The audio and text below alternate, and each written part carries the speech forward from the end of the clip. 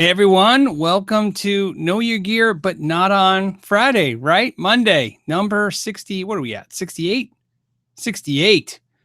So as you guys know, there was no Friday QA, so it's on Monday. And that's what we talked about. We wouldn't skip QAs. We may have to move them around from time to time. We'll put something in their place. This is what we did on Friday, and then we'll make it up a day or two later. So that's what we did. And see a lot of people already on, a lot of familiar faces. We'll do some QAs and some updates. This is going to be an interesting week. This is really important because there won't be a Friday QA this coming Friday either. It'll have to get moved around. There's a small chance I'll figure something out, but I doubt it because I will be at the PRS event this Friday, which is June 8th. 8th and 9th, is that correct? Let me look at the calendar. Sometimes even I can't remember. Yeah, 8th and 9th. Yep. So Friday and Saturday, for those of you that will be in Maryland at the PRS event, I'll be walking around, checking things out. There'll be Tyler Larson's doing a clinic, and the Tone King will be there as well. So there might be some other YouTubers that I know. I haven't heard of anyone going besides us. So we'll see. We could talk about that. We could talk about anything, actually. Sonia's like, bring back a PRS, please. I will be super shocked if I get a PRS at the event because I have a lot of PRSs now, way more than I don't want to say I want them, but I mean way more than I think I never anticipated allocating for guitars for myself. So, and the main guitar I would probably want is another Mira, and they don't have them. They have the S2s. All right.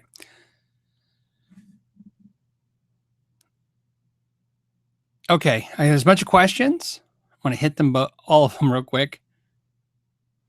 But the first one was, how do I recommend learning fretwork? You know, there's a couple methods. Obviously, there's instructional methods too. But really what I think is I really feel like a lot of guitar players have fear of frets.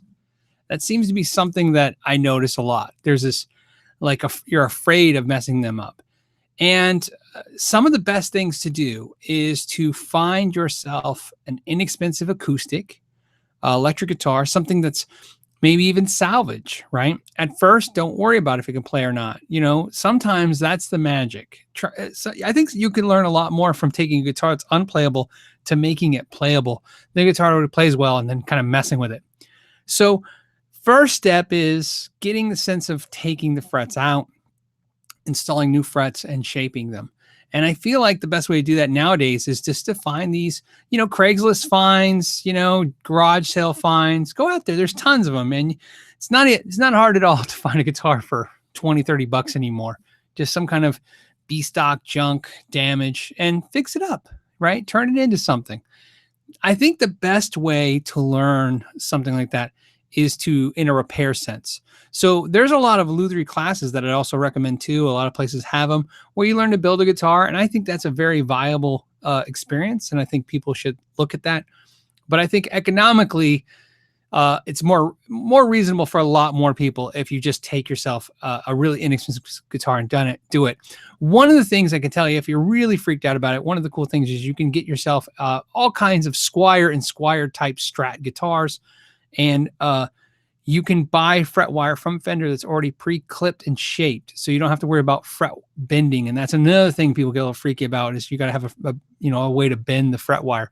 If you don't have a bending tool, it gets a little tricky. So the fact that they've already bent it to 9.5-inch radius, and you can do that already, makes it pretty easy. So that's a suggestion. That's where I would really suggest first. One of the things I don't like about a lot of the kits is the kits that usually come with the frets already installed.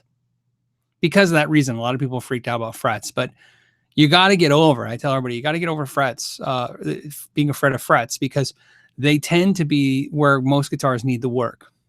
So, and they also are where, so you know, a lot of manufacturers get high dollar because they know how to finish fretwork. In other words, sometimes when you pick up a guitar that's $1,000 or $2,000 guitar versus a $500 guitar, and you go, wow, this really plays amazing. A lot of that has to do with just how great the fretwork is.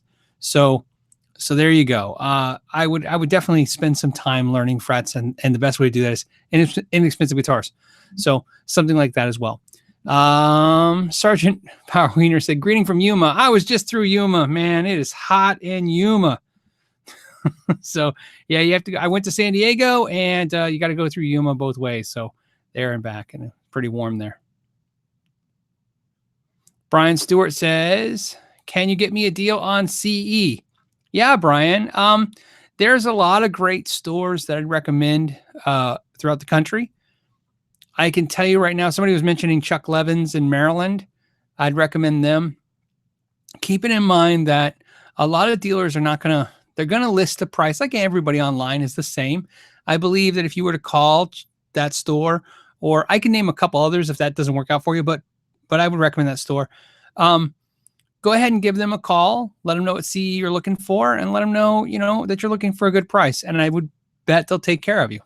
So where you're not going to find a deal on a PRS or CE is just clicking a button online. You're going to have to talk to somebody. So as modern as the world has gotten, it's still the best way to get a deal or take care of somebody is communication. Nathan Sonia says, you can do a live stream from the stage in my apartment if you want. Oh, cool. Yeah, because that's my issue is upload speeds. Believe it or not, I actually contemplated doing one in San Diego when I was there on Friday. I did a test run, and the upload speed was so bad that it just sounded, it looked like I was probably going to just go online with you guys, 10 minutes of cut and chop mess. And I just didn't think I'd put everyone through that. So you guys got a lot of great questions today. Okay.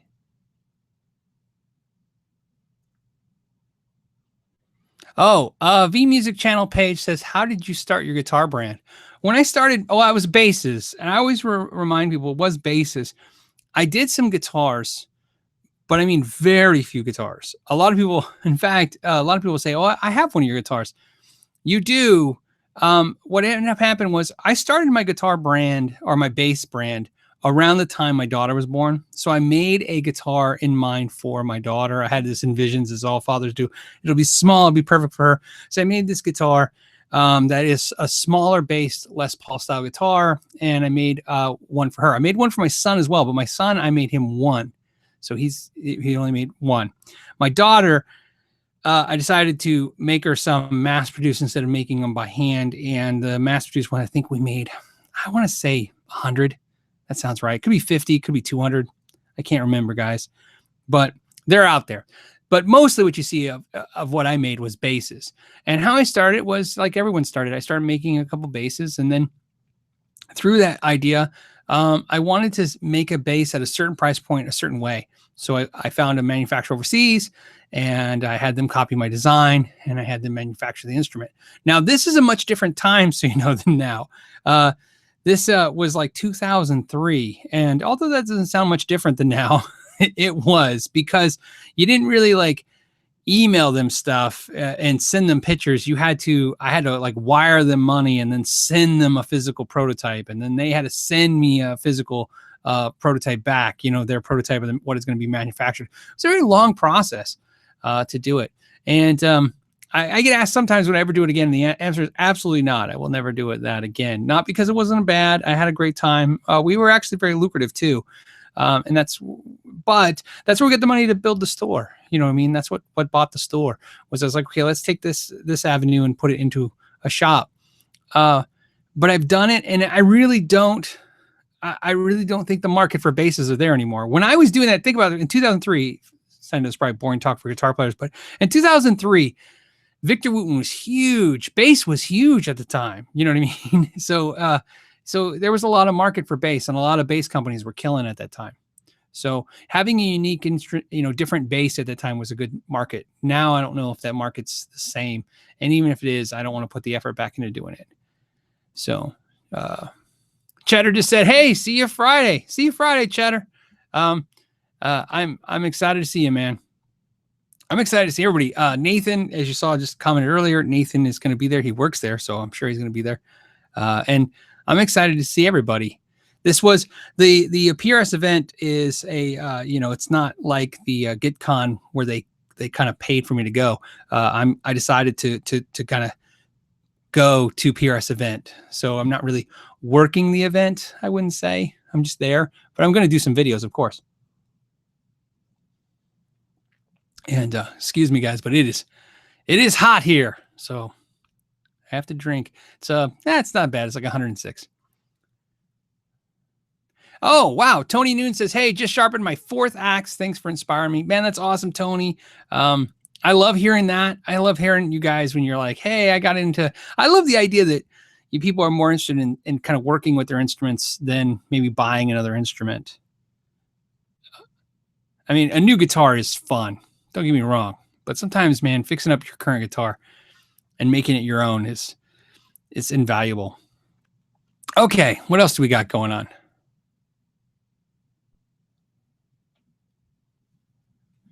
All right. Oh, yeah, here's a good question. BC Rich 581 says, Phil, what do you think of graphite neck basses like Modulus and Status? Well, I owned a couple Modulus, but I had a custom-made graphite Modulus bass that I loved.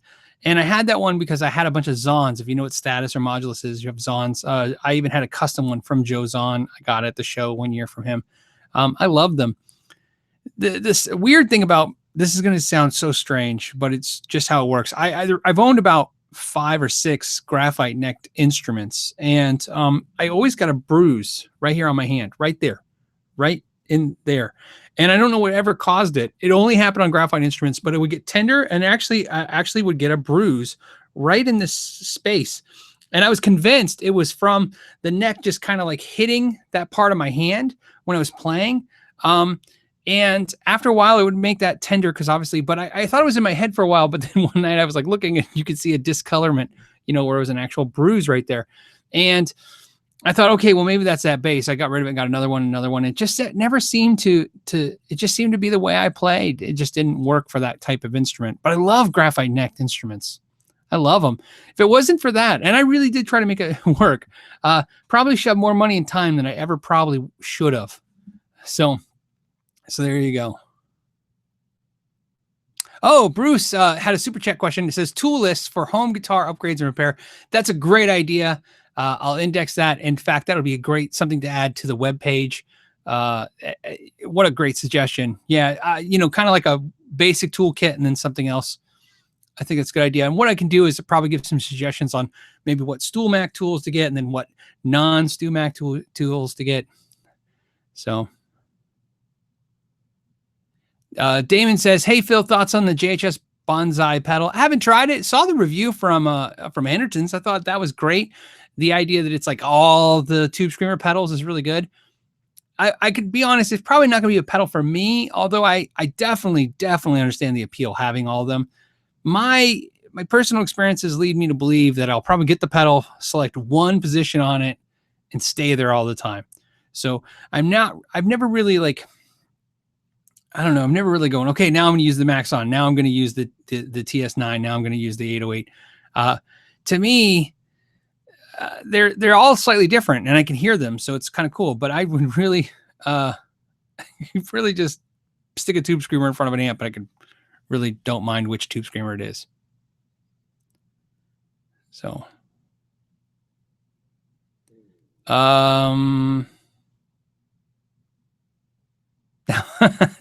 Six in Line said, I knew when the show was starting, I didn't get myself a coffee. Yeah, I got actually ice cold tea in here. I know it's a coffee mug, but it's ice cold tea because it's just too hot to drink a coffee. Stephen Goss says, looking for a pedal platform amp head around $500. Well, that's an easy thing because there's a lot of them out there. And to me, pedal platform just means that it's not going to take pedals, and change the way they sound dramatically. So I like the tweaker. You didn't say what wattage, so I'm just assuming a mid-size amplifier head. So, I mean, there's so many amp heads, so many amps that will take it. Pedal wheel. In the low wattage, you got the Super Champ X2. You got the tweaker. You got I like the Jet City Clean on that. In fact, all the Agnators will sound great as a pedal platform amp head. If price is no limit, that whatever's behind me. Hold on, I can't see. I'm looking at one screen. Whatever. This behind me here, this PRS Custom 50 and the Custom 20 are absolutely fantastic for pedal platform amps. So is the Archon. I haven't tried the Tremonti. Oh, but you said $500. Yeah. So those are going to be out of that range. $500. The Tremonti's too high. Definitely $500. You got the Super Chan X2. You got the Tweaker. You got the Rebel and the Agnator series. You have the Jet Cities will work. You have, I actually like for a pedal platform, I like the Marshall, the DSL series. That's a good pedal platform, like the 20 watter and maybe the old 15 watter as well. I bet you, I don't know. I bet you I haven't tried the new Marshalls to see how they sound with pedals. The Origin series, haven't tried it. You're probably not going to find a Supersonic 22 for $500 head, but if you could, that would definitely be a fantastic amplifier. I have one behind me, the combo, but usually a head is going to fetch 6 to 7 used. That's going to be tough. Some of the old PV heads are really great in the $500 range. If you guys got suggestions too, sometimes you guys will kind of pitch in a couple that are like, oh yeah, those are great. Tweaker 40 head. Yep, I said that one. Yeah, somebody said one for $369. I really like that amp. It's a really good amp. And then just a side question, Jeremy C says, hey, Phil, is there a big difference between the Super Champ XD and the X2? They are voiced differently on the selectable features. The major difference, of course, is the X2 has a USB feature that lets you, access the software. The XD does not. Some people think the XD sounds better. My experience with them is that the X2 can be, if you do like some of the presets on the XD better than the X2, the newer one, you can edit the X2 to have the presets sound like the XD. So I'm going to say, for the lack of a better term, they're not. So if you find it, if you used XD and you don't feel like you need that software interaction, you're fine. But if you think that's something you want to use, then you definitely want to get the X2. But sound wise, I don't think there's something that's going to be huge. Marshall Code series, someone who says that would be good. PV Windsor. Oh yeah, absolutely. And you can find those definitely for less than $500.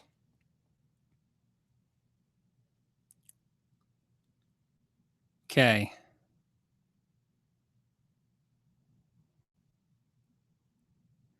Lonnie says, if price wasn't an issue, I'd have a PRS hollow body too, a wood library one. Yeah. I almost bought a PRS hollow body too last week. Actually, the last almost 2 weeks. And a friend of mine has one. He wants to sell it. The price is reasonable for what it is. When I say reasonable, I mean it's really crazy expensive, but way less expensive than I just couldn't pull the trigger. Just couldn't do it. Thought about it. Can't do it. Want one. They're great guitars, but so crazy. I think my main issue is, as much as I want a hollow body too, I have an S2 semi-hollow and I like it a lot. And I don't know about you guys, but I have this experience all the time.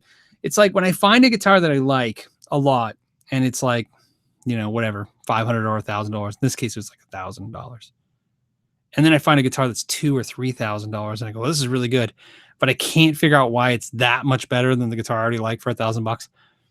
I just can't spend the money. I just can't do it.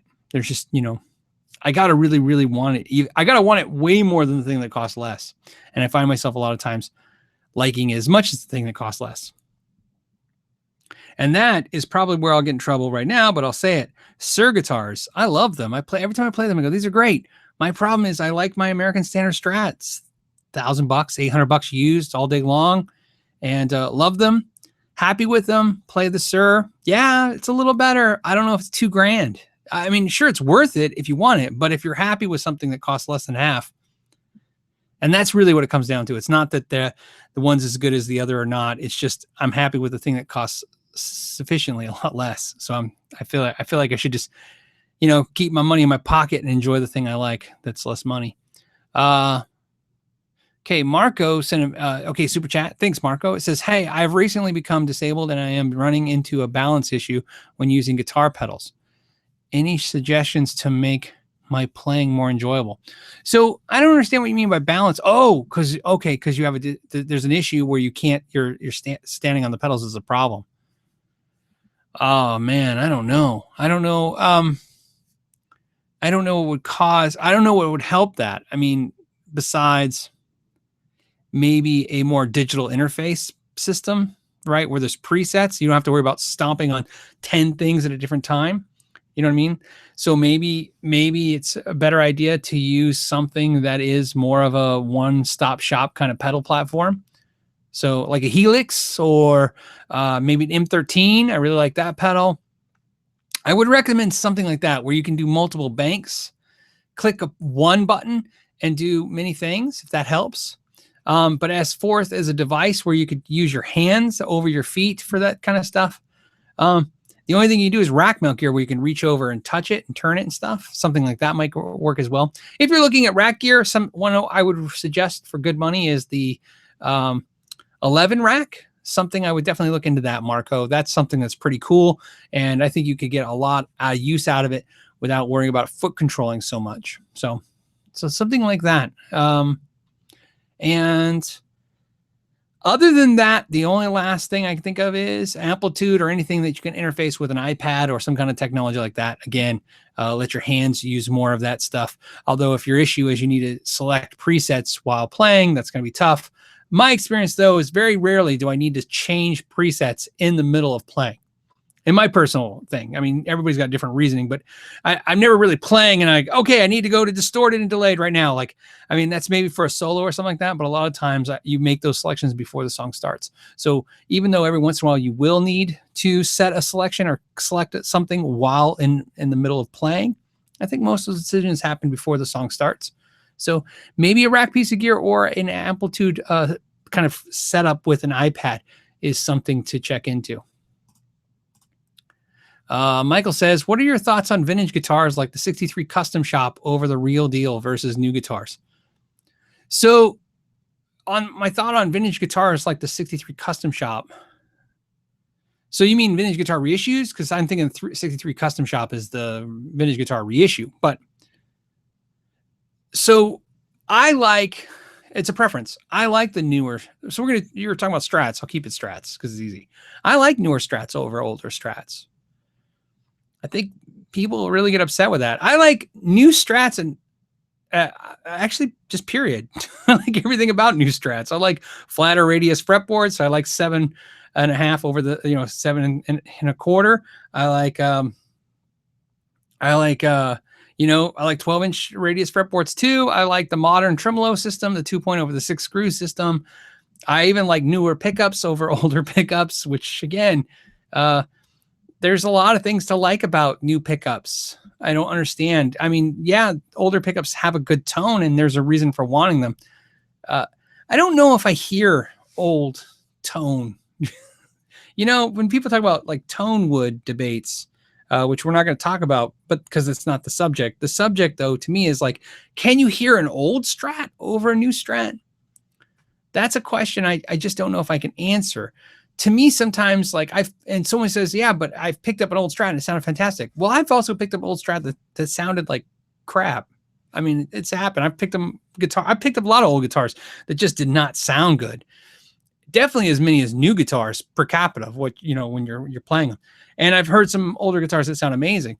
So to me, I think vintage guitars have a look. That's what I think everything's about. It's like, I can't see behind me. Hold on.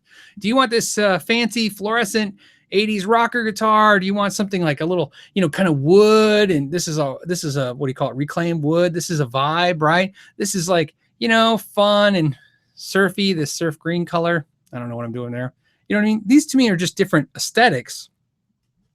When I look up old Strats, old Les Pauls, they're more aesthetic to me than viable. And I usually get people enraged. You get other guitar players right now, they're probably clicking the keyboard. This guy doesn't know what he's talking about. Old guitars are fantastic. I'm not saying they're not. I'm just saying in my experience, they're not. There's nothing that I haven't been able to find in a new guitar a lot of times that I'm not happy with. So especially kind of like earlier when we are talking about the cost issue. I think that's also what has to factor in too. I'll pick up a guitar for $1,000. That seems to be a good price to talk about today. $1,000 Strat, and I go, man, this feels good. It sounds good. I'm happy. And then I pick up an $18,000 vintage guitar. And there's nothing in my head that says, man, if I win the lottery, I'm getting this over that, because I'm missing out. It's just, I don't feel like I'm missing out. I feel like, wow, this is a cool piece of history. It would be fun to own it. I think a lot of times vintage guitars are vintage because they're collector's items. I collect pedals. That's how I look at pedals. It's just something to do with your time and money. There's worse things to do with both your time and money. So collecting something is not the worst idea ever. And so that's my thoughts on that. I do like them though. So that's none of that. Please don't misunderstand anything I'm saying. Like, I think it's, it's not real or anything. No, I think vintage guitars there's some things that happen when you kind of patina, age an instrument. But I think it's more in the aesthetics than it is in the sound. So, and on a side note, when you read a lot of the history books that are out there, there seems to be some inconsistencies with the stories. When a lot of people talk about how great they made stuff, when you read a lot of the books, there's a lot of talk about how they did stuff really badly until they figured out to stop doing it that way. So, so when you read, sometimes you're like, somebody's like, oh, they really knew what they were doing back then. And then you kind of go through the manufacturer's history and you're like, there's definitely some dodgy times for a lot of factories. So like I said, I think there's good and bad with them. Although I do love having a unique guitar. So like I said, when somebody buys a vintage guitar and says, look at this work of art, I agree with everything they're saying about the aesthetics. It looks cool. It's amazing. I just don't know if I hear so much the sound that they're talking about, but I definitely do get the vibe right away. It's a cool vibe. I can't say it. I'm going to say Sijen did a super chat, man. Thank you. I appreciate that. In fact, this is a good time to... Sometimes when you guys do the super chats, I have a queue for them now so that we can not lose them. So you don't worry about it. If I won't miss any. We won't end the show before answering all of them, but that way we can address all the other ones, the questions that are coming in as well. Gabriel wants to know what's my thoughts on the Steinberger guitars, like the old ones. They're really cool, very expensive, the Steinbergers. I've owned a couple of the, kind of inexpensive Steinbergers. I've never owned one of the real deal nice ones. I have played many though, and they were fantastic. And I know they're kind of back in swing again a little bit, but fantastic guitars. I've always kind of secretly wanted either a Steinberger bass or a Phil Kubicki bass. Those are kind of the ones. And if you don't know what a Phil Kubicki is, if I'm even saying his name right, it's kind of like a Steinberger vibe thing. Very cool, very cool. You know what I loved about Steinberger was my very first Steinberger that I ever picked up. I'll never forget it as long as I live, because it was within a week of the first time somebody told me that having a bigger headstock meant more sustain. I remember that. They were like, man, bigger headstocks, more mass. And they were talking about those Fender Fat Fingers. You guys know what I'm talking about, those brass clamps that do clamp on the headstock and it gives more weight to the headstock. And they're like, more weight, more sustain. And I was like, yeah, I get what you're talking about. And then about a week later, I moseyed into a music store and there was a Steinberger. It looked like a paddle that you paddle canoe with. And I remember plugging in the amp and it sounded amazing. It just sounded so good. And I was like, this, I don't know what this is. This is the exact opposite of what somebody just told me. And I think that's my first, that was very young. I was in my teens. That was definitely teen years. And I remember thinking, this is the first thing that made me realize maybe there's more to things than just, theories. Maybe, you got to touch more guitars to kind of figure it out. So Steinbergers have definitely been the instruments that's always made me rethink that when people say this is, there's only one good way to make a good sounding guitar. And then here's Steinberger going, make a thing that looks like a paddle and it'll sound fantastic. And a lot of you guys you guys know, if you guys are playing Steinbergers, they're very fantastic. They're way more impressive than they've ever looked. So, okay. So he said, okay, I'm saying your wrong name. Sijen said you did your question, but it didn't display it. Just do it again, man. I'll catch it. I think I just found it. Hold on. I wanted to ask about SWR Bass Company. What happened to them? Oh yeah. So, SWR bass amps, if you guys remember them, the company SWR stands for saying it too fast. SWR stands for Stephen W. Raby. And they were amazing bass amps. They were made in, I think, Los Angeles, California, but if not, definitely California. And they were purchased, I want to say in 2002. Some of these numbers sound right, I hope, by Fender. And if not 2002, somewhere shortly after that, Fender bought SWR. And they went with it for a while, and then they kiboshed the brand. They have now officially shelved the brand. So SWR is currently owned by FMIC, which is the Fender Musical Instrument Company or corporation, and they're currently not using the brand. And at one point, again off memory, 2012 maybe, somewhere around there, they owned Jens Gens, which was Jeff Ginsler's company here in Scottsdale, Arizona, and SWR. And they were going to merge the two brands, but they were going to kind of commingle them. In other words, use the same marketing manager to market both brands. And it looked very exciting. And then next thing you knew, they shelved SWR and they sold the Jens Gens to, I believe KMC owns it now. And then Ginsler, Jeff Ginsler, started a company called Ginsler. So there's Ginsler bass amps, which are the old Jens Gens type products. And he's back in business. And then there's Jens Gens, which is now owned by KMC, which is said. And then SWR is just, and as far as I understand, that Fender's got no plans to bring SWR back. It'll sit in the graveyard along with Diamond and what else they have? They have Diamond. They have a couple brands. There's a couple brands that Fender have that just they lay dormant. So Guild, no, they sold Guild off. So Diamond is what they shelved. So that's what happened to the brand.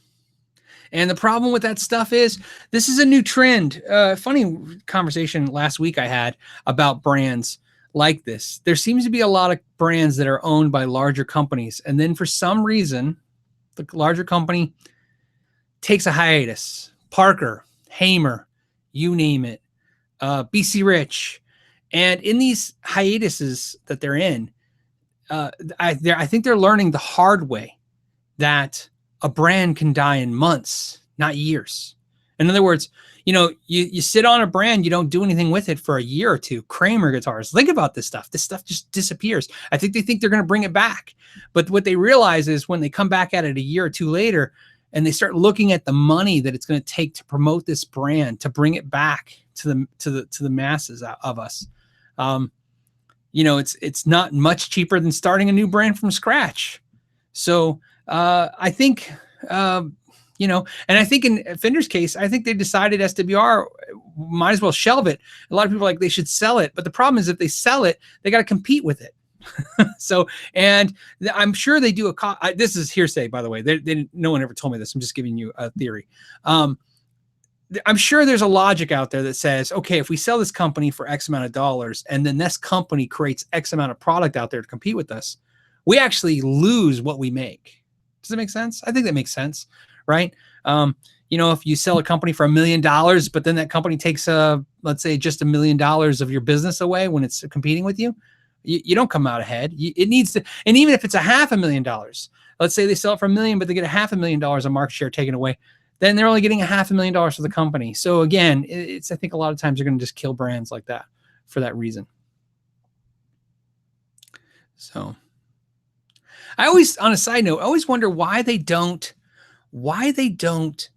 commingle the brands. In other words, why don't they just take the SWR stuff that we love, like the Redhead amp and the Goliath and stuff, and just make them Fender products? You know what I mean? Like Squire by Fender, SWR by Fender. Just make a licensed Fender SWR line. I think it'd be interesting to own a Fender bass amp that has the SWR name and mojo attached to it. I don't know. Tell me what you guys think of that. I'm curious to see. Yeah, see somebody, Dennis is saying Hartfield by Fender. Yeah, another brand. Yeah. In fact, there's one, if you guys want to know, it's funny. There's a Hartfield right now for sale on Reverb. If you guys want to look at it, just type in Hartfield. And it's a black one, I think. It looks like an Ibanez because it was made in Japan in Fujigen. It's basically a USA designed. Well, there's both. There were some USA made ones and there were some Japanese ones, I think. Again, just going off memory. It's kind of a long time to remember. So, okay. Of course. Basically, Mike's YouTube channel said Chevy did that with Pontiac. Yeah. And Holden. Yeah, of course. Shelving brands is not new.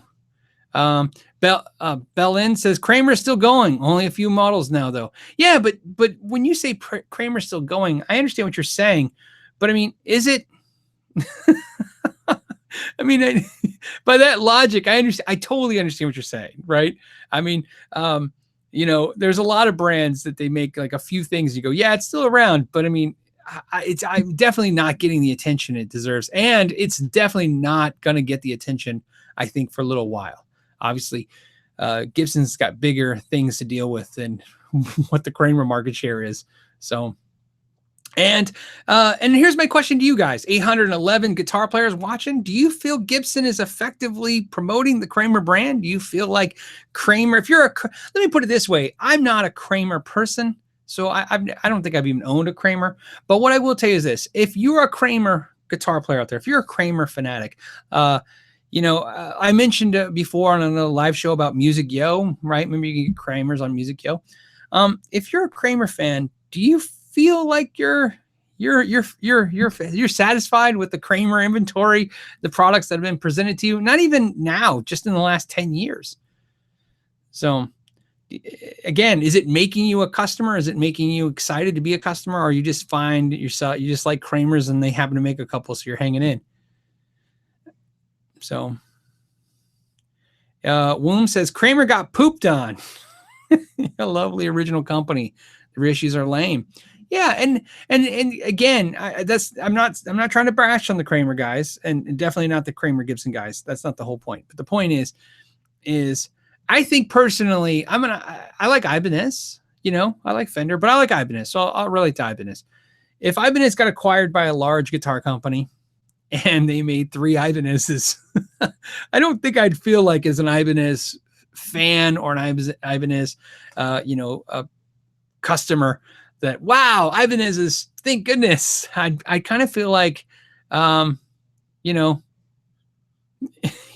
of feel like there's nothing there for me. So I don't know. I'm curious. Brian Stewart says, how do PRS Core and CE thin necks compare to SE? I love the SE neck shape. Fits my hand like a glove. And number 2, ever put active pickups in an axe made for passive? So easy question. So the first thing, Brian, you have to know is the SE models, the import models, have 2 kinds of necks. So if you have a custom 24, you have a very thin neck. It's a wide thin, but it's super thin, way thinner in diameter. So it's a little way smaller, when you wrap your hand around it, than the Core and the CE thin necks. So if you look, I will tell you this. The SE neck, I think, is one of my favorite necks because it's kind of small and fast, but it's definitely different than the wide thin or the pattern thin, which is the Core guitars, or the CE, which is the pattern thin, or the old CE wide thin. I know that's a lot of stuff to say. All you have to know is this: the CEs are smaller. Now, if you have a CE single cut, like a SE245 or guitars like that, you might have the wide fat. That neck, I think, in my personal opinion, without measuring them, feels the same as the Core. So that's my take on that. So like I said, you have an SE. It looks like I saw earlier you got a new guitar. Good, great for having a new guitar day, right? Cool. SE. So yeah, your neck is fast, and it's going to be faster and thinner than I think than the American versions, in my personal opinion. Ever put pickups in active pickups in a passive axe? Of course. Yeah, absolutely. Many times. Les Pauls, you name it. Ibanez Sabres, I can tell you the worst ones. The Ibanez Sabre was a little fun, especially when somebody says, put actives in my Ibanez Sabre, but don't route a route for a battery cavity. So you have to figure out how to get a battery to fit in that stuff, which is easy. It's fun. So yeah, absolutely. It can be totally done. And I'm assuming, I don't know for sure, I'm assuming that you may be thinking about your SE because you mentioned your SE. Putting active pickups in your SE would be very easy. That cavity has more than enough room for the battery. You have no issue at all. When dealing with passive to active, the only issue is where the battery goes. Most guitars, cavity will accommodate the battery. You don't have to worry about that. In small cases where it can't, you have to be a little inventive and stick it in the tremolo cavity in between 2 springs. You got to run like 4 springs to one and then fit the battery in the middle. But if that fails, then you definitely have to router for a battery compartment. And the only negative about that is once you put that battery compartment in there, your guitar is now an active guitar. Otherwise, you're going to be one of those guitars where if you switch it back, everybody's going to know you had actives in at one point, or, you know, you the idea. All right. So there you go. Although, you know, one thing on a side note, LTD does this, I think, ESP. They'll use the old cigarette ashtrays, you know, the old cigarette car ashtrays, those aluminum ones or metal ones for battery compartments. So if you need to put a battery compartment, I really love the look at that. I think it's just nostalgic. Makes me think of my grandpa's car. My grandpa had a caddy, and it had a cigarette ashtray for every passenger of the car, you know, passenger, the rear passengers, plus a cigarette lighter, because it was a caddy, you know. This is 1985 caddy, Cadillac Eldorado Brits with Vogue tires. It's the big deal. And for those of you guys want to think back to 85 now, here's something for anybody younger that that won't know what I'm talking about, and anybody a little older, you'll laugh probably. His had the cool hood ornament that had to be hooked to his car horn. Do you guys remember that, when the hood ornaments had to be hooked to the horn? So if you pulled on the horn or pulled on the ornament, the horn would go off, you know, because all the kids were pulling the ornaments on Mercedes and Cadillacs and cutting them to wear around their necks. If you guys, us guitar players, definitely remember when all the rappers were doing that, ripping off all the hood ornaments and hanging around their necks. So I used to love walking up to my grandfather's caddy and pushing on the ornament, because it would it would blow that giant truck horn that car had. So yeah. So yep. Okay. So and funny enough, Tweed Cadillac said Vogue tires, OG for show. Yeah, Vogue tires. We're getting a sidetrack, but we'll make up the time. Vogue tires, you guys don't know, they had white walls and the gold stripe. That's the big deal, right? You know, if you had the caddy back then, that was the big deal. So, all right, let's hop around and grab some questions that we missed. Tommy says, hey, Phil, what's your thoughts on the Gibson made 2-measure program? Would you consider to build one or not? I have no idea what that program is. Louis, the Tone King, I didn't say his name, I promise. The Tone King told me that Gibson reached out to him and asked him if he was interested in it. Gibson never said anything to me, so I don't know anything about it. And then in mid-conversation with the Tone King, we never got into what it was. So I have no information about it. So I'm sure you guys know what it is. I'm assuming Gibson made to measure program. I don't know. Is that a custom shop, but maybe a lighter custom shop? I don't know. I don't know what it is. So what's my thoughts on it? Don't know. Haven't heard. So, okay. Okay. Cody, whatever, W2 Freak NL. Man, some of you guys. Okay. Here it says, hey, Phil, I heard from somebody, May Mercer, that Fender is going to stop selling Fender necks separately. Do you know if this is confirmed?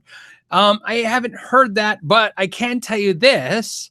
I have been told by Fender, a representative at Fender, many times in the last 2 years that they were going to stop. In fact, I've been told a couple times that they did stop, and then you keep seeing them for sale. So yeah. So I don't know if it's confirmed, but it is something that internally at Fender they must keep talking about, because, like I said, the person I know that works at Fender that's a representative of Fender told me they were going to stop.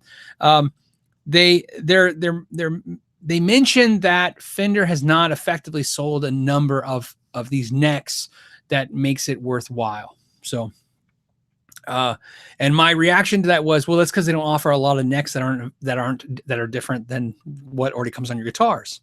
You know, maybe an ebony fretboard neck, although they might have that now, right? I don't know if they do that now, but because they have it on the American Elite, so maybe that Elite is probably neck is available. So, so as rumors go, it's a rumor, I'm sure, but it has. I know this. It's something that Fender has been actively talking about stopping for a while. So it doesn't seem out of place for me. Okay, let's do this. Let's Like a guy said, if you do a super chat, don't worry, I pen them. I'm just checking them right now so I can get to other people's questions as well. Trying to find some interesting questions and give everybody a chance. Gary says the Tone King just bought a Beast Rich. I'm not shocked. I don't know how many he's got, but he's got a lot of Beast Riches. He hasn't done his Beast Rich video yet, I don't think. Would really consider. I really consider. What am I talking about? I'm really. I want to say consider it, but that doesn't make any sense. I'm really excited when he's going to do that. I've been waiting for it. So, Ron Dunn again says Warmoth makes certified necks. Yeah, of course, a lot of people make well, they're not certified; they're licensed necks. So, is I believe the terminology. Now, I could be wrong. Again, you know, sometimes the internet likes to beat you up. I did not go into their website, but my understanding is they're probably licensed necks. So when you see LIC Fender, like on a Warmoth neck or a Mighty Mite neck, all that means is that royalties were paid to Fender for having the shape of the headstock. That's the only thing that they can't copy. So when you see a Warmoth neck and it says this is a licensed Fender neck, that's not Fender saying, you know, thumbing up the quality, going, they make quality. It's no different than, it is absolutely no different than this Fender t-shirt if it was made by Dillard's or some store and it says this is a licensed Fender product. In other words, they paid Fender for license permission to use the logo and they paid the royalty like they're supposed to. Fender uses a licensing agreement with a lot of people to deal with the fact that they don't have to then chase everybody down and sue them for copying their stuff. So they can say, hey, look, yeah, as long as you pay us a royalty for using our headstock, go ahead. So that's what that usually means. It just means that, and that's where it gets a little confusing, right? Because there's sometimes you're like, oh, it's a, you know, you just don't want to think that, yeah, Fender says this neck's good enough that they stand behind it. No, Fender just says, pay us a royalty for the headstock shape and you're good to go. And they do. And then that's when they can put licensed by Fender. And so therefore Fender sees that neck and they see that they see the license by Fender mark. They can go, okay, and they can check their records and go, yeah, they did pay us a royalty for these products. And therefore they are okay. So there you go. What I don't think happens is funny is Fender doesn't license the logo to companies. So just the headstock shape. So.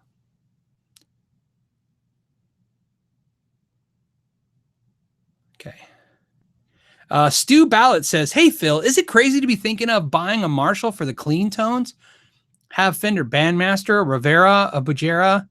I don't know why you guys, somebody beat me up last week for saying Bugera. I have no idea how this stuff's said. You got to understand, before you guys had YouTube, I just had my friends, and my friends would call it that, and that's what I thought it was called. So I guess it's Bugera. So Meyer is looking for a new clean tone. Play Les Pauls and tell his thoughts. I love Marshalls for cleans. Absolutely. I like them. Plexi style amps, Marshalls, the Blues Breaker. I think Marshall's got a great tone. The JVM has a great clean tone. I think the JCM 800, the JCM 2000 is a fantastic clean tone. So I don't think it's crazy to think Marshall for clean tones. No, I think it's good. I've had good luck with them in the past, and, you know, especially since it took me forever to figure out that I'm more of a Marshall clean person than a Fender clean person. So what I mean by that is a Marshall clean to me has more mids, and when I hit notes, they kind of stand out, and I kind of like that. Now, they're a little bit more delicate because if you hit if you strum hard, Marshalls, they tend to have a break, not distortion, but just a little crackle at the end of the note, which I actually like, but a lot of people may not like that. You get the Fender chimey kind of clean sound. That's great.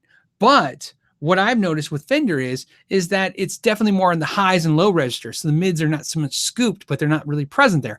A lot of Fender amps don't even have a mid-range control. So yeah, I actually prefer the Marshall clean over the Fender clean in a lot of cases. You know what I mean? There's just something about that I like. Adam says, hey, Phil, sent an email through the website with more details, but long question short. Should I trade in my Vox VT40X for a Boss Katana 50 and why? Oh, that's a great question. Okay, so I like the Vox VT40. It's a good amp. I don't know if you move to the Boss that I could say, wow, it'll blow that Vox away. And this is that question. So I'm going to give you two answers, Adam, but I promise they'll make sense. I don't know if me personally, if I had the VT40, I would sell it to get the Boss Katana. However, if I was standing in the store and I was looking at the VT40X and the Boss Katana, me personally, I would buy the Boss Katana because I like the feature set. I like the way it works. I like the way it sounds, and I like that amp more than the Vox. So that's my preference of the two. But already having one, I don't know if you're going to be able to significantly be happy. So the answer to your question with this is this: if you are not happy with the VT40, if you're not happy, you're not feeling the vibe, I think maybe looking at the Boss Katana, you might be a little happier. However, if you're happy with the VT40 and you think the Boss is going to, just might as well get something that you think is perceivably more, better, I don't know if you're going to get that from it. So there you go. That's my answer on that. And any of you guys who own either one of those amps, I would love it when you chime in on stuff like this. Mikey Newman says, "Hey Phil, what's the next guitar you purchase? What purchase are you considering?" A Strat. I'm not kidding. I'm looking at getting into the Strat. I've been looking for a few weeks. I don't know why. It's really not a new purchase. It's a trade out. I'm thinking about getting rid of 2 of my Strats and getting a new Strat. Just seems to make sense to me.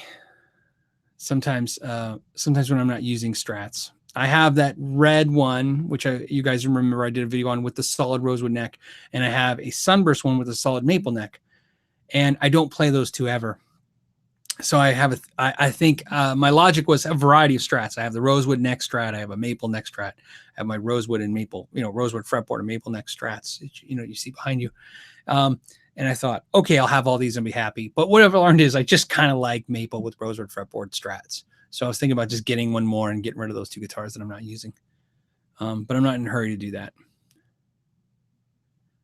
Paul says, "What happened to the G&L search?" I think his name's Ron at G&L has mentioned many times that, I can go to the factory and try them.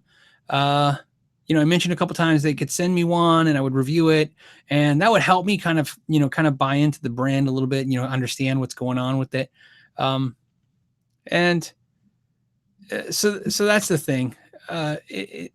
That's what's kind of postponed it off. I was able to try a couple at the NAMM show, but there's no reason to do a video at the NAMM show. It's just loud and horrible.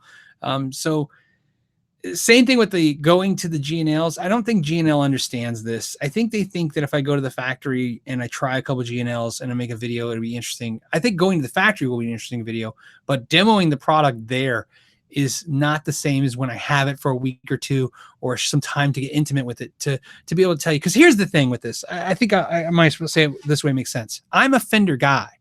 That's, I think, what the G&L people don't understand. I like Fender. I will pick a Fender over G&L 1,000 times over. I'm not even going to consider a G&L to my Fenders.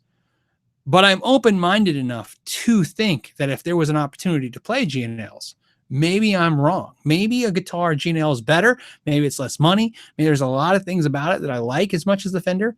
But what the G&L guys don't seem to understand is I'm already in the Fender camp. I'm just willing to try their product. And they don't seem to have a budget or have a way to send me a guitar, to borrow and play and then send back. And sadly, Fender does. And what's worse about Fender is I don't even need Fender to do with, send me a loaner because I have so many Fenders.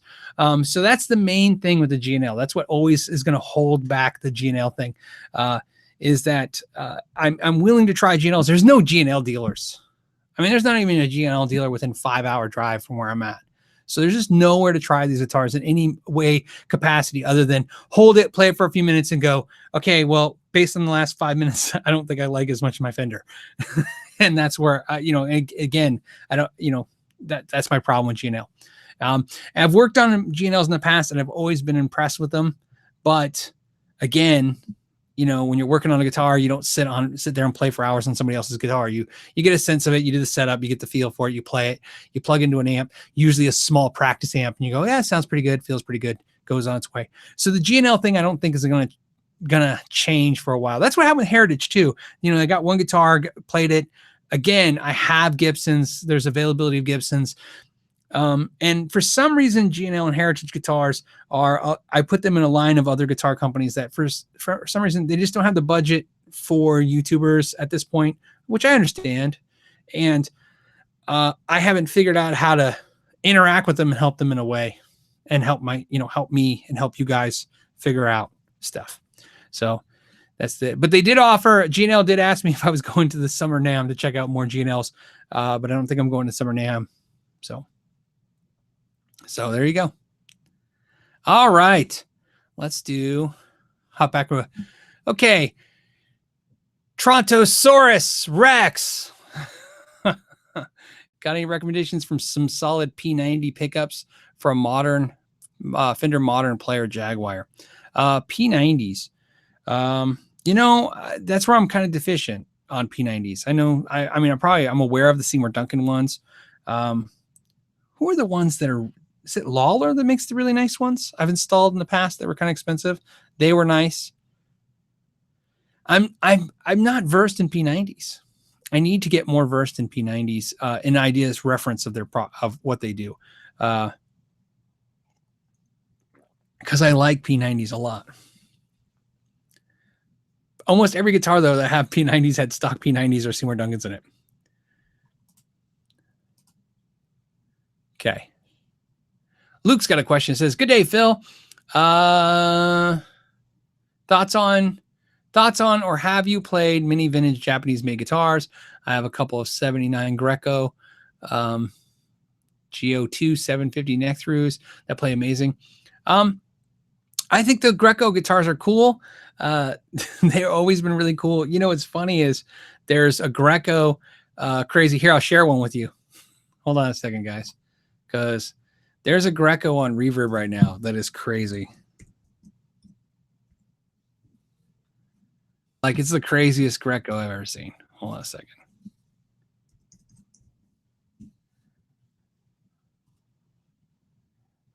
Hold on a second. Now you guys are probably searching too. What does he mean? Okay. Gotta be here. What's it called? Right? All right, hold on a second. As we're holding up the show. But when I show you this, you know what? Hold on a second. I actually have it saved in my phone because when I saw it the other day, it cracked me up. It is called the Greco GTX. You guys can search it too, but I'm going to find it for. Aha, I found it. Okay, ready? I'm going to share this with you. Okay, here we go. Screen share.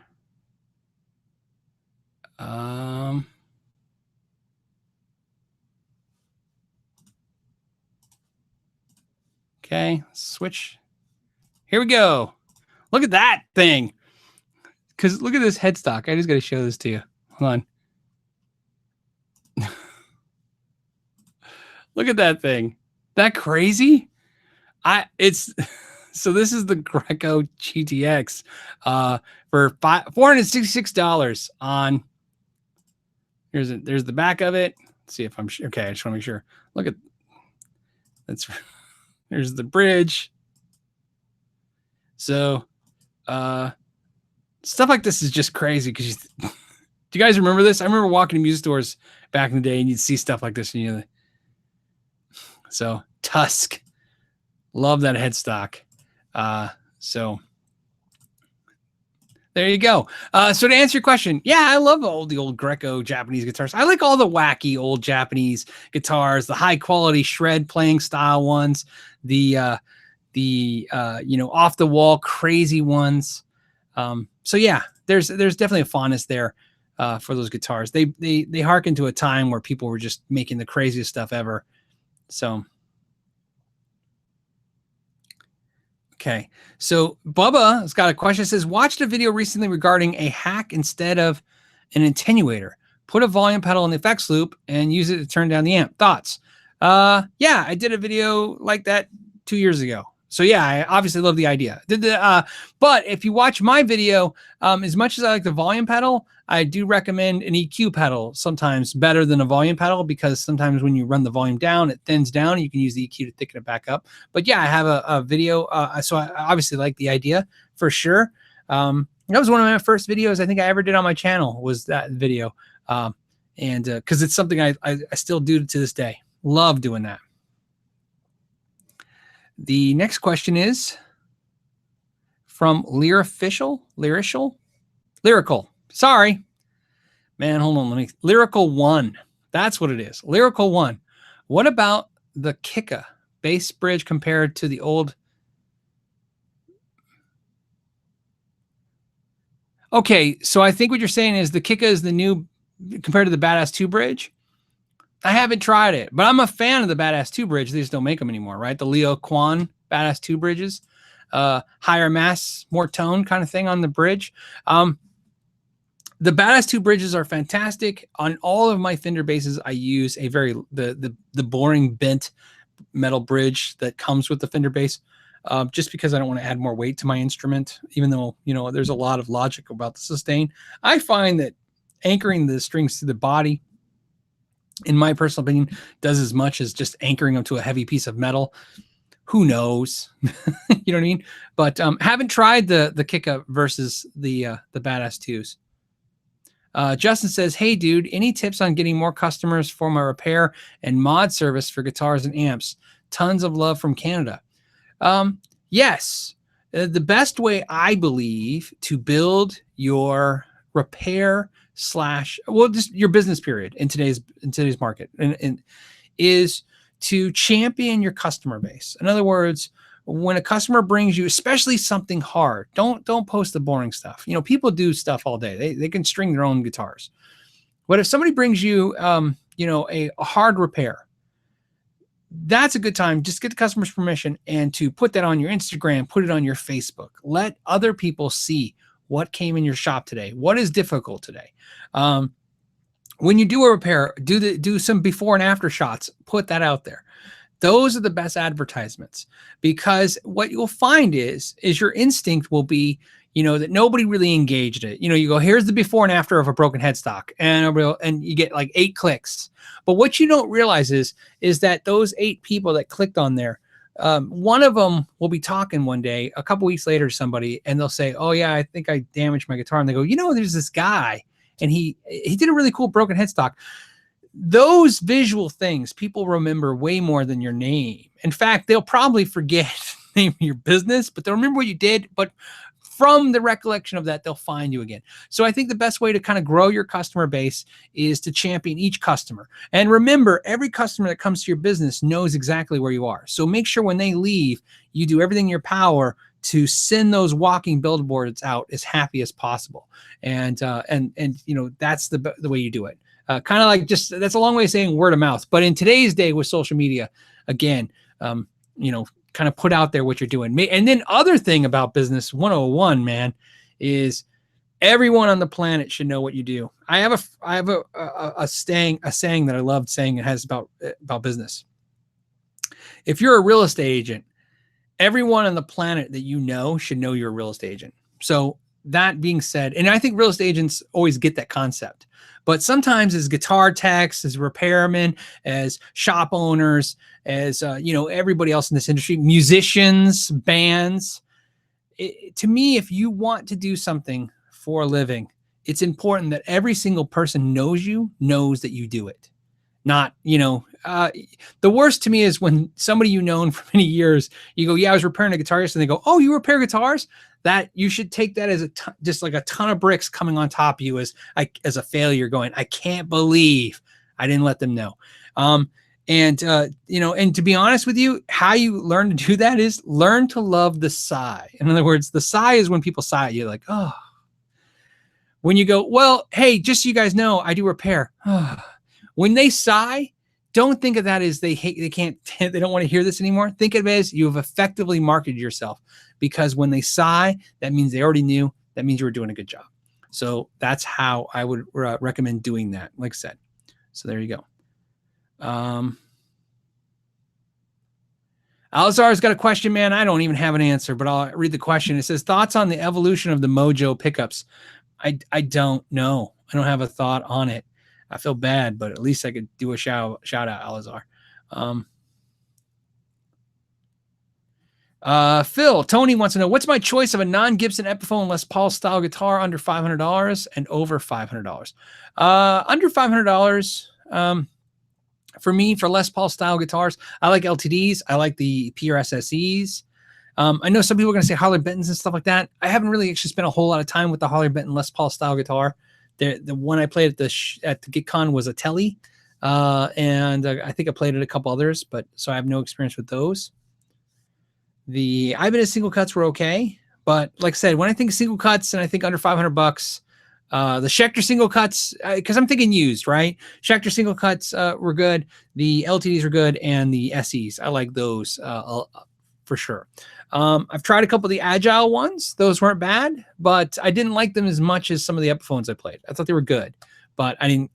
What I mean is, as much as I didn't prefer them over, they were just as good as quality when I was playing them, but I didn't prefer them over an Epiphone. And you're asking me a choice instead of the non-Epiphone Gibson. Over $500, I'm going to definitely say for me, it's going to be, again, PRS SEs or S2s. And that's just because I like my S2 single cut PRS. I love it as much as my Les Paul, for sure. No questions at all. So, okay. Jacob wants to know, Phil, do you have any experience with the EVH detuna for Floyd Rose? I do. I have 2 made in Japan Jacksons. I'd like to put them on. Is it hard to do? It's important to me, if you want to have the EVH detuna on there and be successful, it's not in a recessed cavity. The recessed cavities always seem to be the problem because you don't know if it's going to clear the cavity. So that's the first issue. So if you have 2 made in Japan Jacksons, I'm already concerned that they might have recessed cavities and the detuna won't work. There's a new device out though that is going to be for Floyd Roses that will allow you to use in a cavity. I don't know if it's for sale. Somebody showed me one at the NAMM show, and then ironically, I saw Steve from Boston had one of the models on his Instagram. So that led me to believe that they must be out there somewhere. I just haven't seen where to get one yet. So I'd love to recommend it, but I don't know what it is. But I've seen it. So as an alternative to the detuna, but like I said, installing the detuna is very easy. Yeah, it's if you can put a chair together at IKEA, you're way overqualified to install a detuna. However, the recessed cavity will be an issue. If you have 2, I would recommend buying 1 detuna and checking that out and see how that works. Okay. La Lady Stay says, if I bought every yellow and orange Boss Stomp Box and AB them all with level 10 and gain 0, would they all do the same thing? No. Because you said yellow and orange. To me, the SD1 and the DS1 are completely different in those settings. So I'm going to say no. They're not going to be but they're going to be like the same. They're voiced a lot like the same, but no, my experience is not the same. Just because those 2 pedals. The reason is because I like the SD1, the way that sounds in that position, but the SD1, I'm not, like if I could pick either one and be fine with it, it'd be great, but I can't. I like the SD1 over the DS1 for that setting. Okay. David's got a question. Electroacoustics with small radius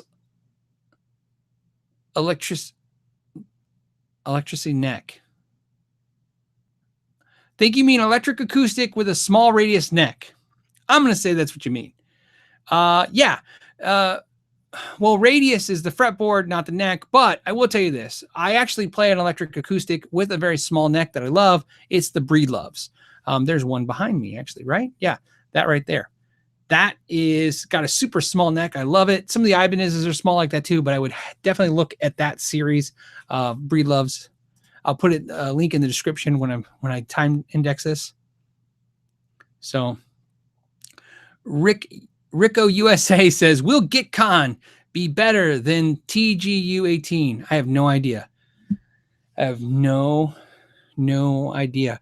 What I think is going to happen is Guitcon's going to be the same as it was last year. I'm not in any kind of loop. I'm not going to Guitcon, so they're not telling me anything. I have no inside information. But from my last communique with them, the guys at Guitcon, I got the impression they're just going to do what they did last year. Same thing. A lot of the same YouTubers are going. I'd say half. that are going that were last year, and there'll be some new YouTubers, right? But I didn't get that they were going to change the vibe or the way the event was. I was told earlier this year that there will be some more vendors, but I've also heard some vendors have pulled away from it. So I'm going to say Guitcon will be the same as it was last year. So what I don't know is if TG 18 is bigger than last year's Guitcon. They vibe to me the same. They all vibe the same because it's the same thing. It's the same same thing. It's a place for a bunch of YouTubers to get together and check out some gear and hang out. So, like I said, I wish both all the best. I hope TG18 has great results in numbers, and I hope the Guitcon ends up doing well. And who knows, maybe everybody will be friends again one day. You never know. There are stranger things that I've seen in my life happen. Jay Yelton says, thoughts on the Strymon OB1 compressor pedal and a single pickup guitar. Oh, nope. Sorry. Wrong question. Let's go back. Hold on. I just want to make sure before I go back to the main that I didn't miss anything.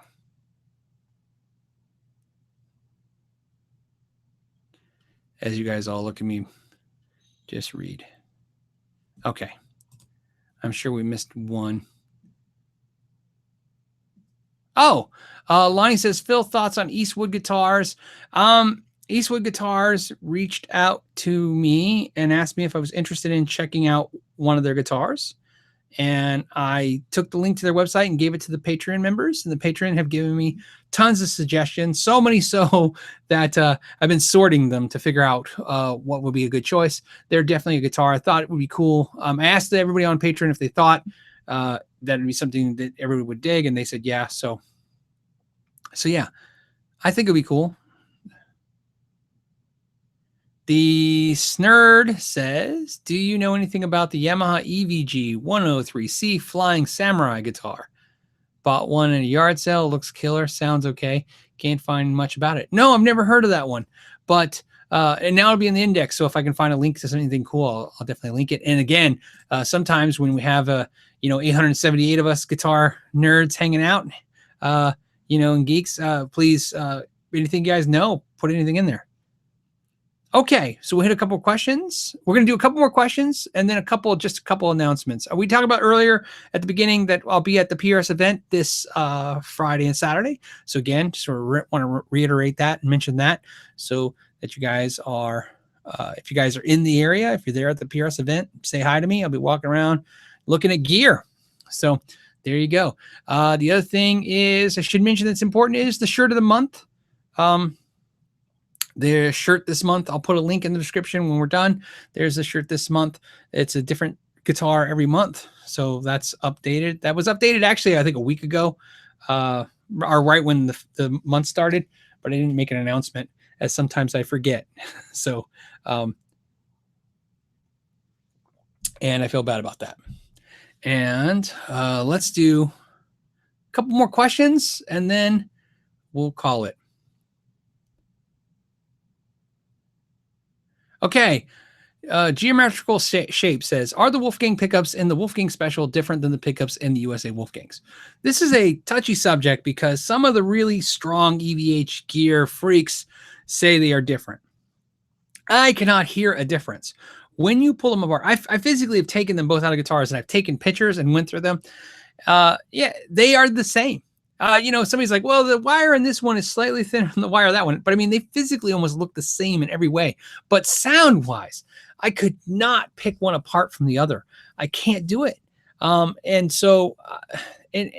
they could be different. They swear that the USA ones are USA-made pickups and the import ones are import pickups. But they're a clone to the point where they just really impressive. So I can tell you this. I have a bunch of Wolfgang pickups in guitars. I like them. And I have one set that I bought, I think they're USA set. At least that's what the boxes were kind of labeled years ago when they first came out. And a guitar, and I like them. But I have the import ones in all my other guitars, and I like them just as much, to the point where I can't tell a difference. So again, that's where it's tough. I can't tell the difference. So, and I've put a good amount of time into this, trying to hear the difference. So, so there you go. Like I said, it's not like it's passively can't hear a difference. I mean, I really couldn't hear a difference even trying. Next question is from Brian, who says, thoughts on the Platinum Friedman pedal boards, say in comparison to the Schmidt Array and custom pedal boards.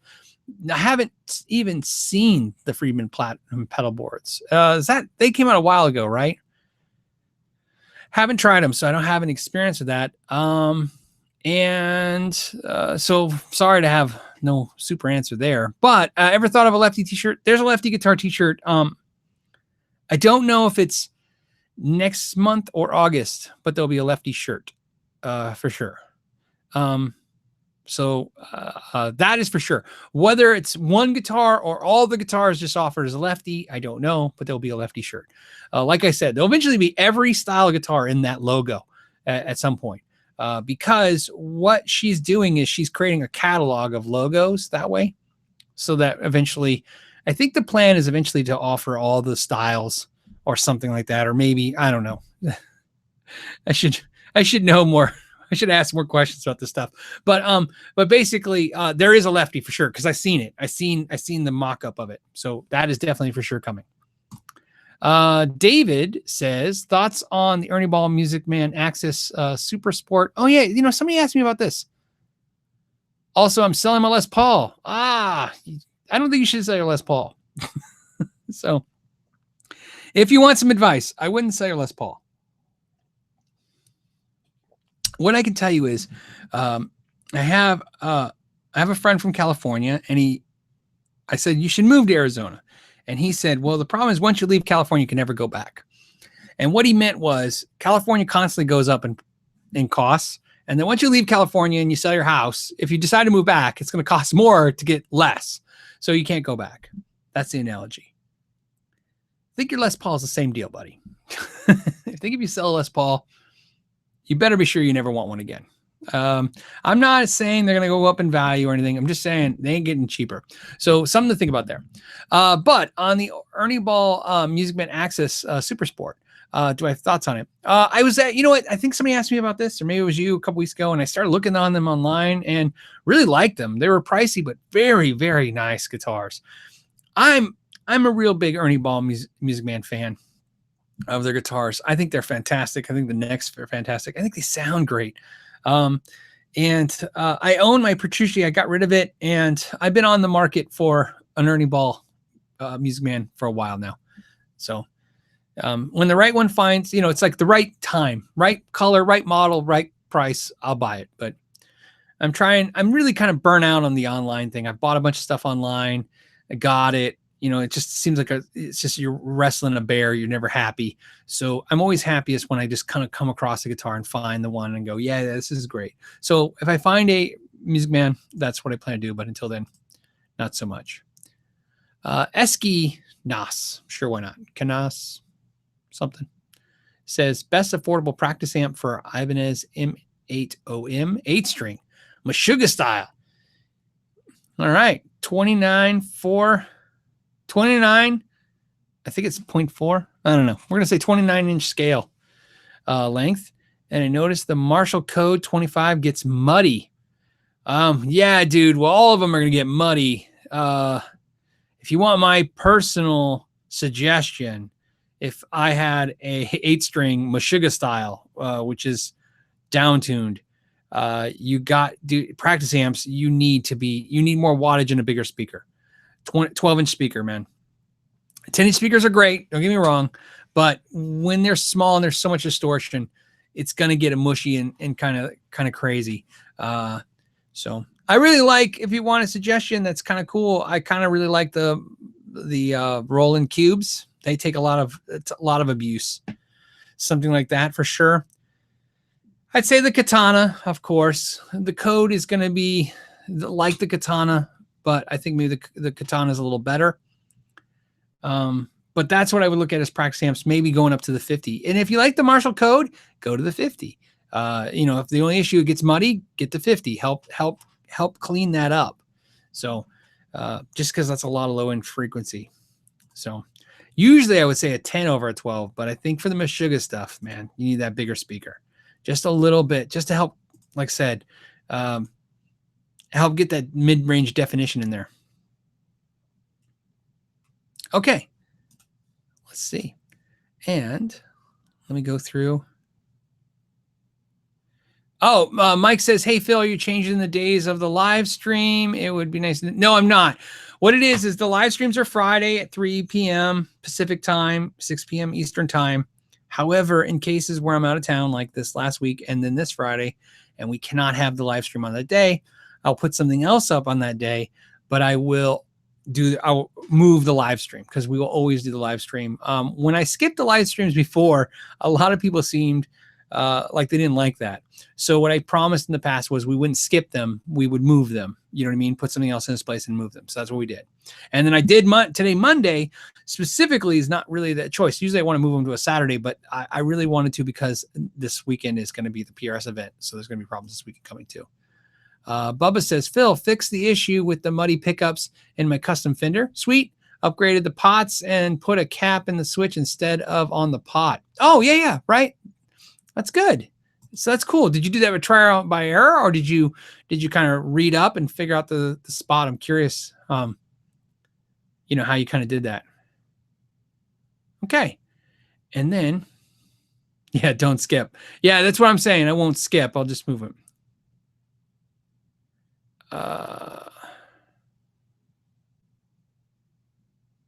Somebody was mentioning Dan Terry for setups. I've never heard of him, but I'll look him up. Dan Terry.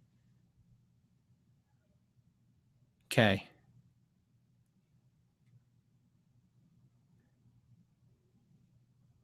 Yeah.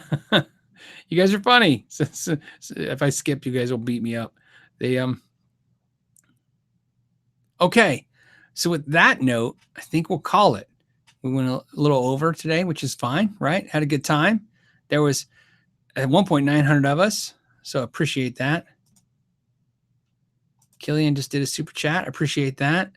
I'm excited about the show. I got a nice rig for the PRS event. If you guys have anything that you're interested in at the PRS event, maybe a question you want me to ask, something you want me to see, please put that in the comments when this video replays so that I have them. I will check for that. You can send me messages as well to the email links. And then I just want to do a quick shout out, of course, real quick, because it's important as soon as I find it. Maybe I lost it. Hold on a second. Here it is.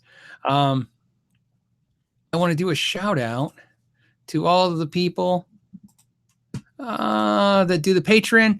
And the only reason, of course, this is important is they support and pay for the live show and podcast, which is way important to mention right now because some of you, I don't know if you know this, but apparently a lot of you do. Something that happened that was really interesting is that the iTunes is beta testing, giving me data. So they let me know that how the podcast is doing. The podcast is doing way better than I thought it was doing. I thought it was doing good, but you guys apparently are downloading and listening to the podcast version of this. KYG Podcast on iTunes is what this is. So it's also available on SoundCloud. And the reason that's important and why I always mention the patrons for this, the patrons are paying for the podcast. Podcasts are a free downloadable service. In other words, you don't pay anything for it. And usually the content creators get paid through sponsorship. And the sponsorship in this case isn't a company, it's you guys. So thank you so much to every single one of you guys who make this happen. As you can see, there's quite a few patrons. There's over 400 of you guys. You're fantastic. You make all of this happen, which is also a reason that's also important to point out is why I don't skip a live show. I promised the patrons I would never skip the live shows because they are sponsoring them. And I felt that was fair. So to honor what they requested. So I want to thank you for that, because it makes this a lot lot better. Let's just say this makes it better for everybody. So thank you guys. Oh yeah, a lot of podcast rules things. So thank you guys so much, everybody, for making this happen. And also, like I said, we'll talk soon, and we'll have some videos up. Believe it or not, there'll be a video out tomorrow. I know tomorrow is not the regular schedule, but because I interrupted today's video to do the live show, today's video will be tomorrow. This will be an interesting week, but I'm sure you will go with the punches. As always, guys, I want to thank everybody for their time. And until next week, know your gear.